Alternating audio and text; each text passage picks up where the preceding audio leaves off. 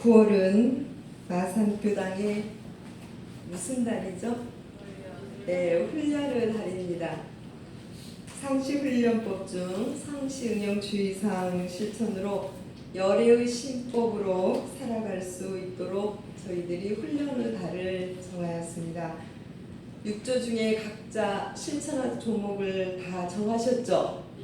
그리고 스스로 지금 훈련 잘하고 계시죠? 네. 저도 1조를 정했습니다. 주임교우님이 쭉 우리 교도님들 정한 것을 저에게 전해줬어요. 1조에 해당하신 분 한번 손 한번 들어보실래요? 13분이 되시더라고요. 내리시고요. 2조는 미리 준비하기인데 2조에 해당하신 분 한번 손 한번 번쩍 한번 들어보세요. 주변도 한번 보세요. 누가 2조인지. 2조는 8명이 되시더라고요. 자, 3조 경정법규연수. 우리 교무님들도 손 들어주세요. 경정법규연수 17명 제일 많아요. 17명 한번 주변 한번 보세요. 17분입니다. 내리시고요. 4조 의두연마 6명입니다. 손 한번 들어주실래요? 의두연마. 네, 지금도 의두연마 하고 계신 것 같아요. 5조의 영불자선. 네, 우리 주인공이 영불자선입니다. 16명입니다. 두 번째로 많습니다. 자, 마지막 6조의 실행대조. 네, 6명이 되겠습니다. 그래서 우리 마산교당은 지금 현재 66명, 우리 출가 교무님들 8명 해서 74명 우리 제가 출가 교도님들이 지금 마음을 합해서 상시훈련 주의사항 6조 공부로 열애의 신법을 닮아가기 위해서 오늘도 내일도 스스로 훈련하고 계시고 서로 훈련하고 계시리라 그렇게 믿어봅니다. 전산종 목사님께서 오셔서 제가 이 말씀 드렸습니다. 저희 마산교당에서는 이렇게 훈련을 교환을 통해서 하려고 지금 출발 중입니다. 했더니 종 목사님께서 굉장히 격려를 해주셨습니다. 자, 종 목사님과 제가 출가 모든 분들의 이런 합력이 있을 때 같이 진급을 하시면 좋겠죠? 네. 동의하십니까? 네. 네, 같이 잘할 것을 마음 가져서 한번 9월 한 달 동안 한번 마음으로 공을 한번 들여보는 그런 귀한 시간이 됐으면 좋겠습니다. 9월 하고 나서 또 더 잘할 수 있으면 10월달 또 하고 해서 언제까지 하면 될까요? 될 때까지 하시면 되겠습니다. 자신에게 제일 귀한 것이 있으면 무엇일까요? 라고 누군가 질문을 한다면 뭐라고 답을 하시겠습니까? 우리 교도님들 각자 정말 귀할 귀자, 귀한 것이 있다면 무엇일까? 누군가 이렇게 질문한다면 뭐라고 답을 할 수 있을까요? 우리 임영선님. 건강과 행복을 느끼는 순간. 네, 건강과 행복. 정말 중요한 거 건강이겠다. 그리고 행복이겠다. 우리 후사님. 그 한 물건이라고 제가. 그 한 물건. 소식 오십니까? 가장 귀한 것은 그 한 물건이다. 덕타원이 고개를 끄덕 계시네요. 다 다를 것입니다. 이 세상에 가장 귀한 것이 뭘까?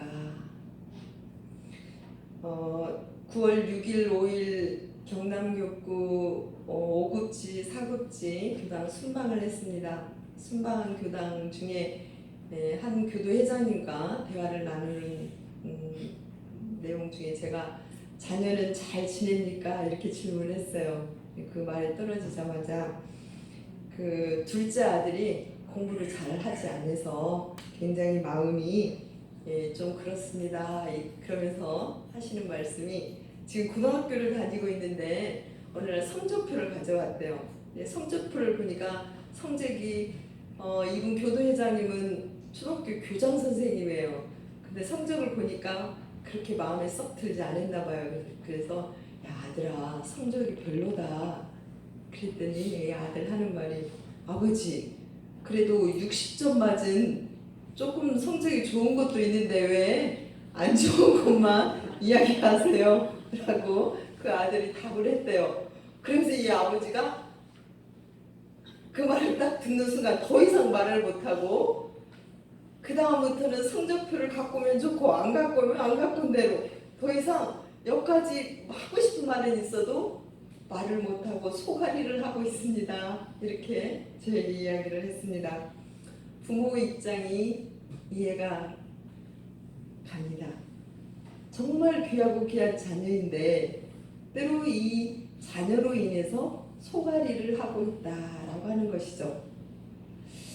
그래서 저희들이 살아가면서 정말 귀한 부분인데 그걸로 인해서 아픔도 받고 상처도 받고 이러지 않을까. 그렇다면 우리 인생에서 정말 귀한 것이 무엇일까라고 하는 것입니다. 만약에 우리 교도님들 정말 좋아하고 존경하고 가까운 가족으로부터 혹은 인연으로부터 소중한 것을 한 가지만 받을 수 있다고 한다면 무엇을 받고 싶으십니까? 정말 가까운 인연으로부터 내가 뭔가 정말 소중한 걸 한 가지만 받고 싶다라고 한다면 무엇을 받고 싶으십니까? 어떤 한 교무님이 대산종 목사님을 모시고 근무를 했던 시절 이야기를 저에게 전해줬습니다. 대산종 목사님께서 여러 제자에게 소중한 이런 물건들을 이렇게 자주 챙기셨답니다. 그런데 이 교무는 조실에 근무한다는 이유로 종목사님께서 직접 이렇게 물품을 챙겨주지 않았나 봐요. 그래서 하루는 종목사님 저도 좀 챙겨주세요. 그렇게 말씀을 드렸대요. 그랬더니 대산종 목사님께서 하시는 말씀이 나는 너에게 내 마음을 다 주었는데 더 필요한 것이 있냐 이렇게 말씀을 하셨다는 거예요. 웃으시면서 나는 너에게 내 마음을 다 주었는데 더 필요한 것이 있느냐 이러한 답을 듣고 이 교무님이 내가 철이 없어서 뭔가 물품을 받고 싶어서 다른 사람 다 물품 주는데 본인만 안 주니까 왜 저는 안 주냐고 이렇게 때를 썼는데 대산종 목사님께서는 나는 너에게 마음을 다 주었다. 더 이상 바랄 거 있나요? 네? 제일 큰 거 받으신 거죠? 그것도 종 목사님으로부터. 그런데 그 근무한 교무는 그걸 미처 몰랐던 거죠. 그래서 너무 감동이 되었다. 그 뒤로는 다른 사심을 갖지 않았다 하는 말을 저에게 전해줬습니다. 누군가로부터 마음을 온통 다 주고받는 그러한 분이 계신다면 이걸 이름하여 전탈전수 전탈전형 이렇게 표현을 하죠. 다 주고 다 받았다. 가정에서도 이루어질 수 있고 스승과 제자 사이에도 이루어질 수 있을 것입니다. 아마 이것은 이생의 축복일 것이고 그리고 특히 도가에서는 생명이 아닐까 이런 생각이 들어집니다. 그렇다면 과연 이 세상에서 가장 귀한 것이 무엇일까라고 하는 것이죠. 대산종 목사님께서는 세 가지 귀한 것을 말씀해 주셨습니다. 해부해 보시면 이 가로치기 세 개를 맞추신 분 오늘 특감입니다. 자, 대산종 목사님께서는 세 가지 귀한 것 마음이라고 그랬고요, 아는 것이라고 그랬고요, 몸이라고 그랬는데 이것은 보통 사람이 귀하게 여긴 아까 건강 말했죠. 몸, 그죠? 한 물건, 마음. 자, 말씀하셨는데 마음 중에서도 마음이 어떻게 될 때 제일 귀할까요? 일심이 될 때. 일심이 될 때. 자, 아는 것은 어떻게 할 때 제일 귀하다? 실행. 실행이 될 때 가장 귀하다. 몸은 어떻게 할 때 때 제일 귀하다? 누가 맞췄어요? 겸양.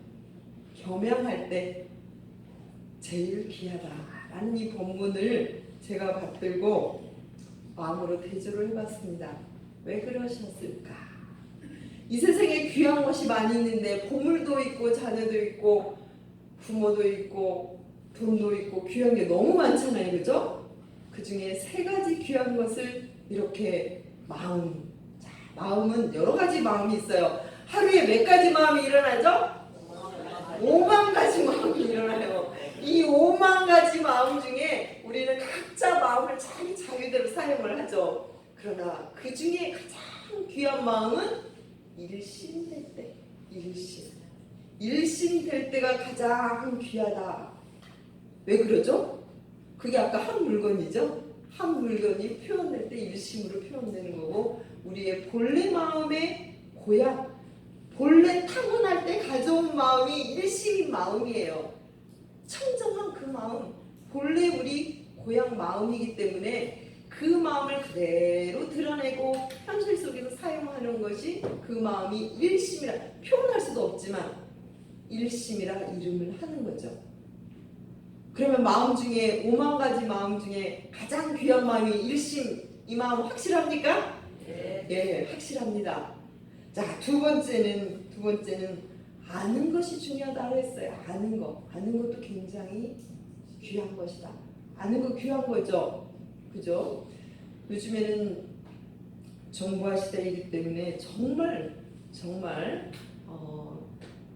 아는 것이 너무너무 많아요.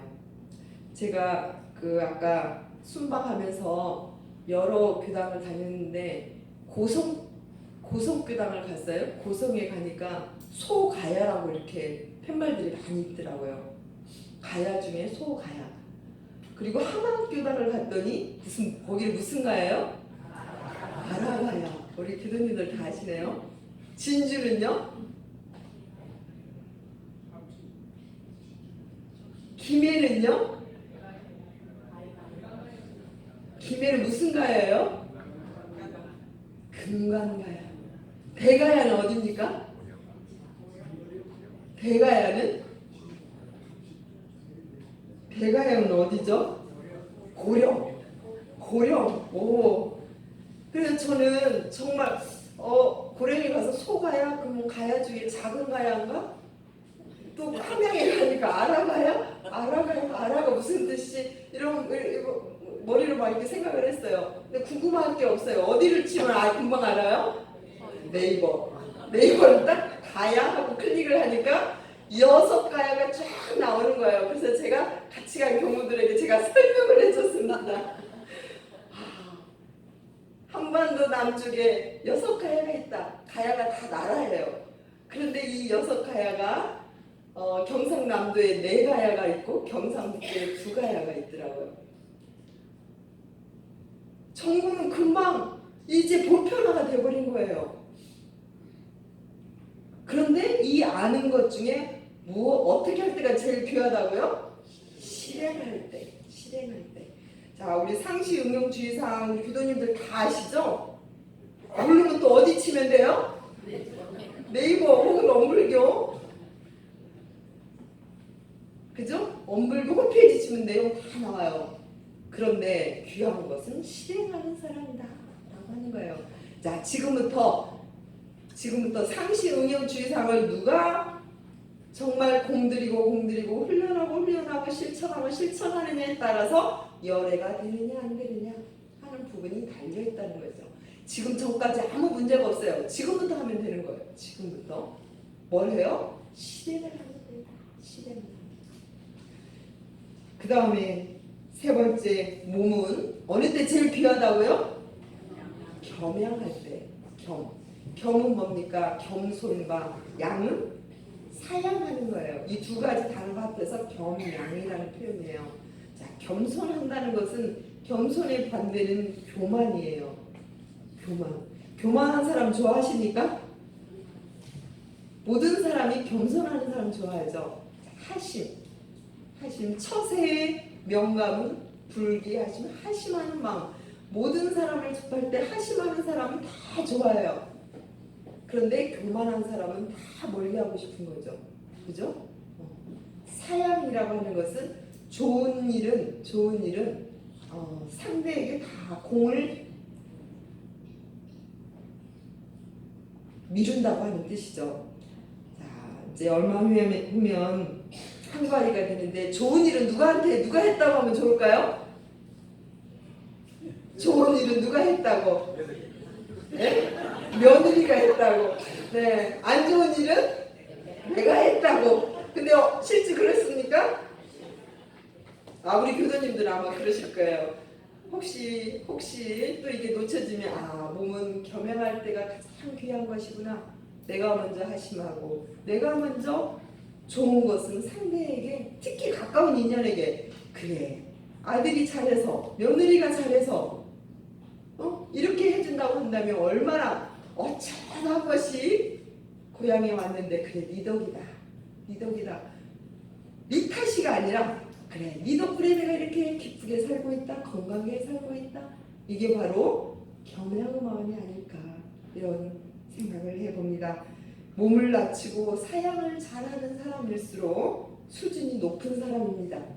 자, 열에 가까운 사람이겠죠, 그죠? 그래서 이 몸을 사용할 때 겸양하고 사양하는 마음, 공은 상대해주고 일은 내가 하고, 일은 내가 앞장서서 하고, 다 모든 공덕은 그래요. 주변 인연 덕분에, 남편 덕분에 내가 이렇게 건강하게 살 수 있고, 부인 덕분에 서로 당신 덕입니다. 이렇게 하게 될 때 우리는 그게 귀한 부분이 아닌가 하는 것이 대산종거사님의 말씀이십니다. 오늘 이 시간에는 이 세 가지 중에 가장 근본인 마음은 어느 때 제일 귀하다고요? 일심일 때 제일 귀합니다 라는 내용으로 말씀을 드리고자 합니다. 일심의 상태는 어떤 상태일까요?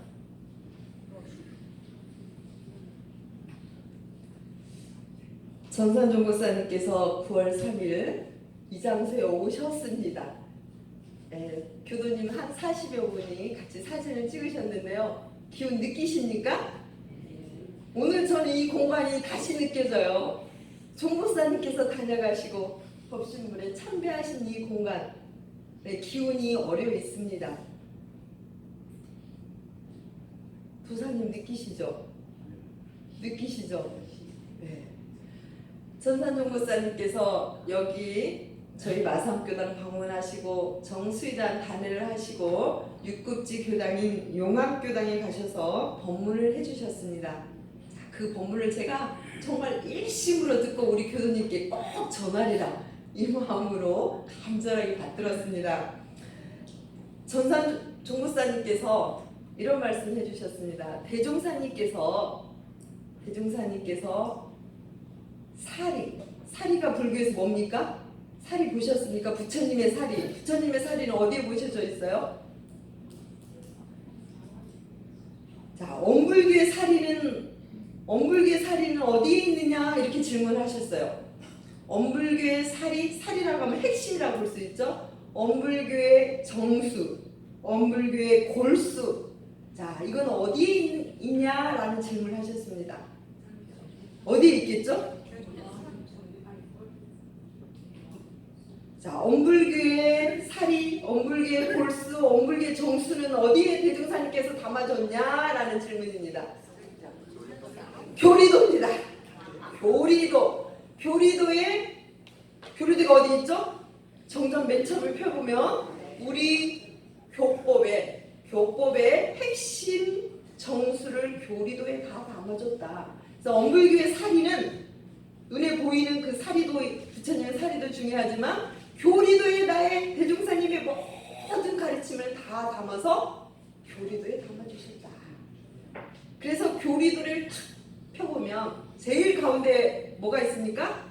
이론상의 진리가 있고, 자, 이 이론상 진리를 닮아가기 위해서 양쪽 문을 통해서 들어가겠다. 한쪽 문이 진공묘의 수행문이다.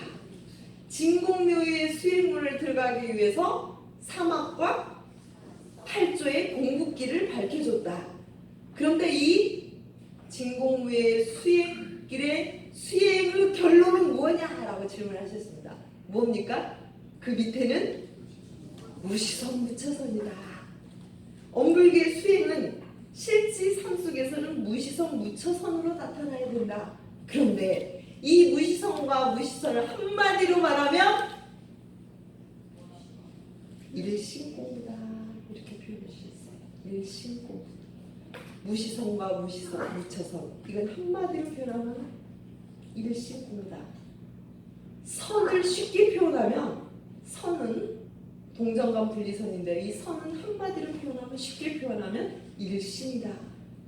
그리고 이 일심의 상태는 다시 교리도 맨 위로 올라가면 진공무의 수용이잖아요.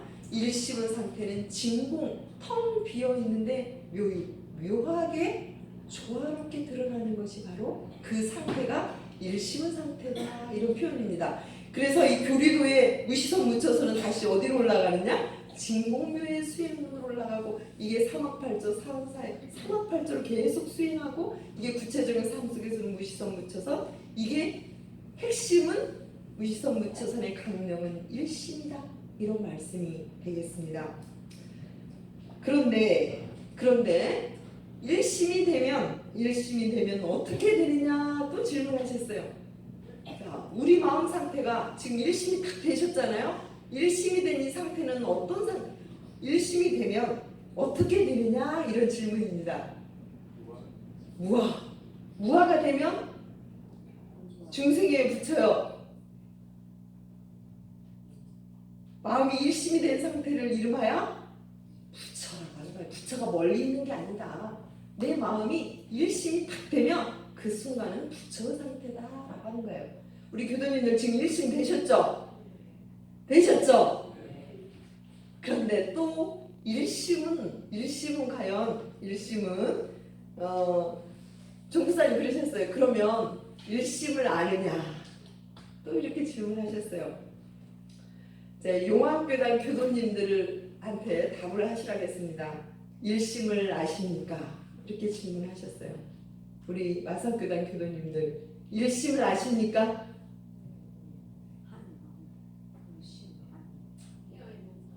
깨어있는 마음. 네, 그래도 우리 마산교단 교도님 답을 하셨네요. 용암교단 교도님 답을 못 하셔서 대종사한테 종무사님께서 뭐라고 딱 말씀하셨냐면요. 이게 뭐냐? 이렇게 질문하셨어요. 이게 뭡니까? 이게 몇 개냐? 이렇게 질문하셨어요. 이게 몇 개입니까? 이제 이거 가면 못하세요. 이건요? 이건 몇 개예요? 두 개 맞잖아요. 이거 하나고 이거 두 개잖아요. 맞죠? 그런데 마음이 하나면 일심. 마음이 두 개면 마음이 세 개면 맞지 않아요? 너무 쉽게 표현을 해주세요. 저는 진짜 감동이었어요. 이것은 초등학생이나 80, 90이 된 사람이나 박사나 누구나 알 수 있구나. 일심의 상태는 마음이 하나면 일심. 지금 이 순간 마음이 두 개면 일심이라는 거야. 자, 지금 온전하게 법문을 듣고 있으면 한 마음으로 듣고 있으면 어떤 상태요? 일심. 지금 듣고는 있으면서 마음이 집에 가 있으면 일심. 집에도 가고 남편한테도 가면 삼심. 그런데 보통 살 때 정인아님 보통 살 때는 몇 심으로 살아요? 2심으로 갔다 4심으로 갔다 5심으로 갔다 그죠? 5만 가지 심으로 가죠? 보통은 이렇게 살아간다는 거죠. 근데 일심이라는 것은 그냥 그 일하면 그 일만 하면 된다. 너무 쉽지 않아요? 쉬워요? 너무 쉬워요. 그냥 말하게 되면 말에만 집중하고 듣게 되면 듣는 데만 집중하면 하나의 마음만 집중하면 한 가지 거기에 집중만 하면 되는데 우리의 마음은 순간순간 어디로인지 향해 가는 거죠. 그러면서 내 마음 나도 몰라. 다른 사람 어떻게 알아요? 그래서 이 일심이라고 하는 것은 전이라고 온전한 상태인 거예요. 일심된 상태.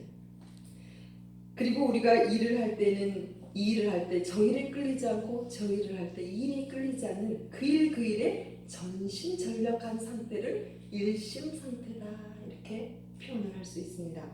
그래서 상시 응용주의상 1조가 뭐였죠? 응용할 때 온전한 생각으로 치사하기를 주의할 것이요. 이게 바로 한마디로 표현하면 일심공부예요. 일심공부. 자, 아까 1조 손드신 분 13명이었어요. 저와 포함해서. 순간순간 한 가지 마음만 챙기면 돼요. 이게 일심이에요. 두 마음이 탁 나올 때 이게 뭐라고요?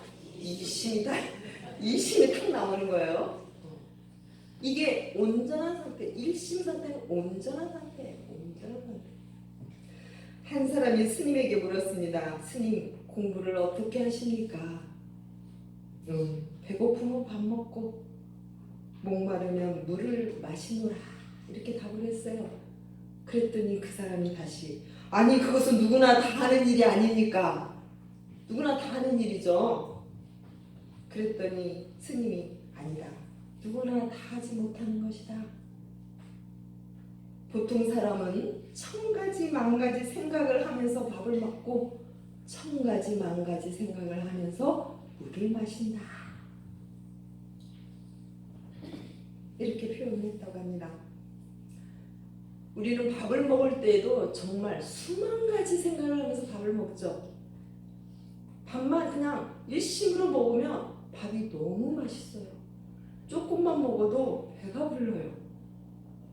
왜냐하면 충분히 느끼면서 먹을 수 있기 때문에 그런 거죠. 하루 중에 마음이 오롯한 일심이 될 때는 과연 몇 시간이나 될까? 마음은 일심이 될 때가 귀하다고 하셨는데 우리는 하루 중에 몇 분이나 몇 시간이나 우리는 일심이 될까? 대종사님께서 이런 말씀하셨다고 합니다. 우리 마음이 번뇌가 형상이 있다면 영화 보는 것처럼 볼만할 것이다. 우리 마음에 수많은 1000가지 만가지 마음이 동시에 영화가 동시에 상영이 되잖아요. 그죠? 얼마나 볼만하겠어요. 그러니까 다른 영화관 안 가셔도 자기 마음에 그 일어나는 마음을 영화로 촬영을 한번 해보세요. 정말 볼만하리라 생각이 들었습니다. 또한 즉석 사진으로 그때그때 일어나는 마음을 찍어보면 그렇죠? 10가지 마음이 동시에 아마 사진이 찍힐 수도 있으리라 생각이 들었습니다. 경상상사님께서 말씀하셨습니다. 우리의 마음은 누구나 때묻지 않는 순수한 마음이요 온전한 정신을 지니고 있다. 그래서 우리는 온전한 정신을 함축하고 일심 공부, 선정 공부하는 것 그것이 바로